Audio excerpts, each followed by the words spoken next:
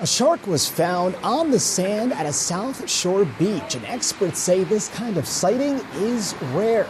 You're watching Newsday TV. Thanks for joining us. I'm Ken Buffa. We'll have more on that shark in a moment, but first, a Medford man has been indicted on new weapons charges after authorities say they found a stockpile of ghost guns in his house. The DA says more than 100 weapons as well as ammunition and other gun parts were seized.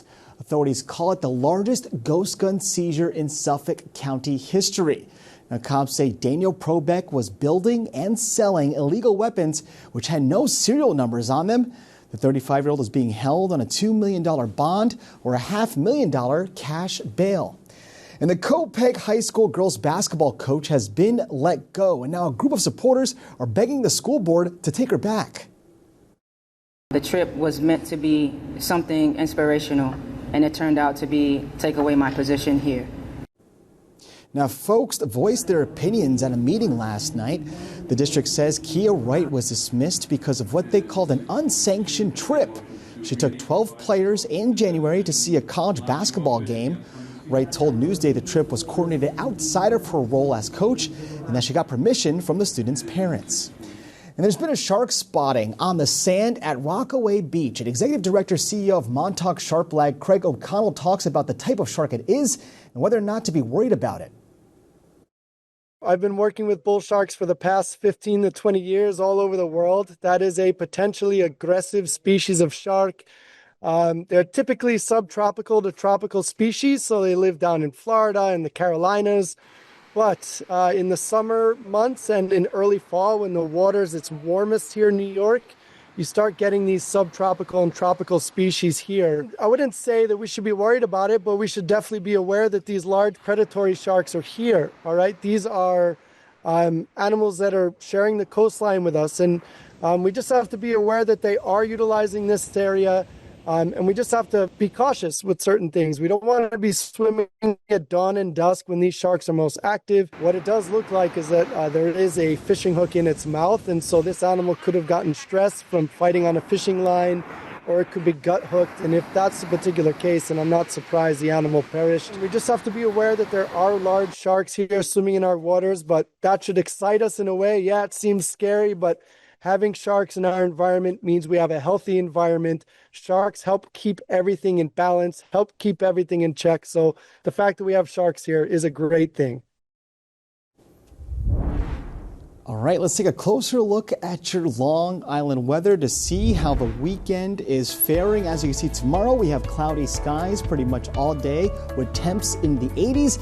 And as for your 7-day forecast, well, the weekend looks dry. Next week doesn't look as dry, but temps will be elevated in the 80s throughout.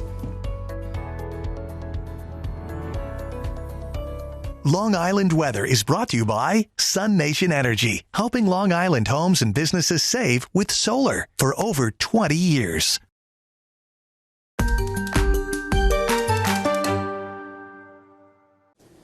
Only in Newsday, more people are getting detained by ICE in Nassau County following the county executive's partnership with federal immigration agents. Newsday's Nassau politics reporter Bahar Astadon explains why. Under Nassau County's partnership with ICE, the county has allocated 50 local jail cells for ICE to use. As White House advisor Stephen Miller, one of the architects of Trump's mass deportation plan, has increased ICE arrest quota several months ago, Nassau's jail has sort of followed suit. So in February, when the plan was announced, 89 people who were arrested by ICE were transported and detained in Nassau. Last month, that number jumped to almost 450 people. Nassau County Executive Bruce Blakeman has said that the federal government is reimbursing the county for this program, reimbursing the county for any costs associated with detaining people in these 50 jail cells. What Blakeman has said is that this is not on the local taxpayer dime. It is reimbursed by federal taxpayer money. Okay.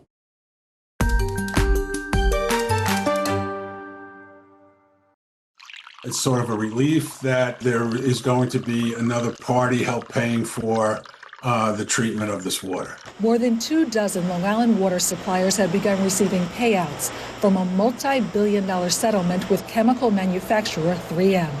The Oyster Bay Water District is one of the parties in the lawsuit, which alleged 3M polluted the nation's drinking water supply with harmful compounds known as PFAS or forever chemicals, which have been linked to health problems, including cancer. Gross amount for Oyster Bay for the 3M is $851,000. Robert McAvoy is the commissioner of the Oyster Bay Water District and chair of the Long Island Water Conference.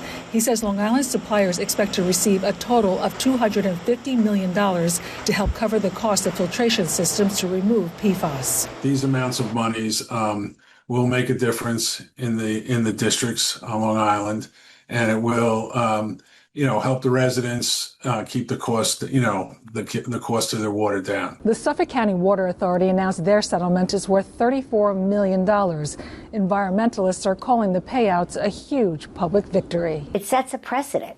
If you're going to pollute the water, polluters need to pay for the cleanup, not the ratepayers, not the public. Adrian Esposito says PFAS has been detected in more than 40% of all water suppliers across New York State. About 12,000 public water systems nationwide are part of the lawsuit. Under the settlement agreement, 3M will pay between $10.5 and $12.5 billion. For Newsday TV, I'm Virginia Huey.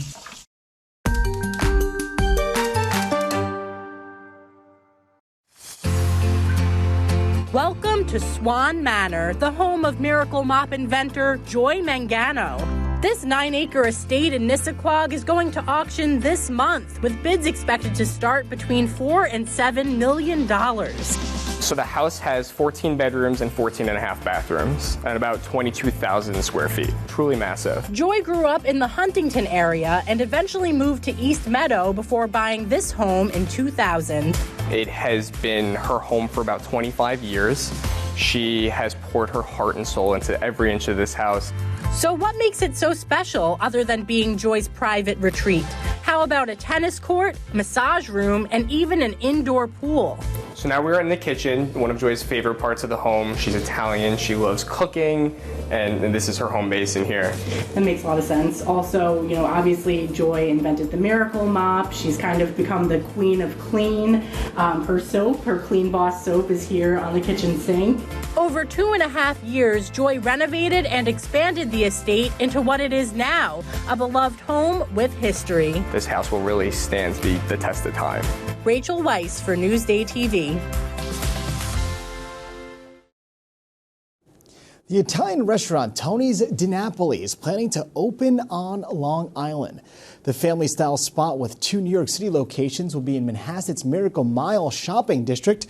It will take a former TGI Fridays location and is set to open early next year.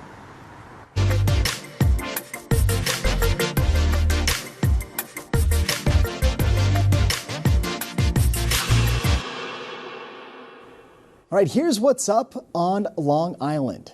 Check out the Empire State Fair. There's a Ferris wheel, midway games with prizes, food, and fireworks. The festival is Friday through Sunday at the Nassau Coliseum in Uniondale.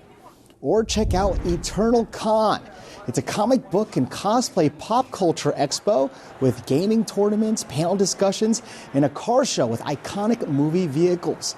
Vendors sell toys, jewelry, clothing, and collectibles. It's Saturday and Sunday at the Davis Max Sports and Exhibition Complex at Hofstra.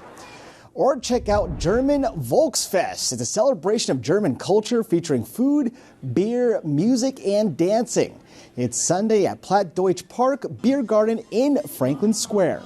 Now for admission info and more events, click Get More below the Newsday TV video box.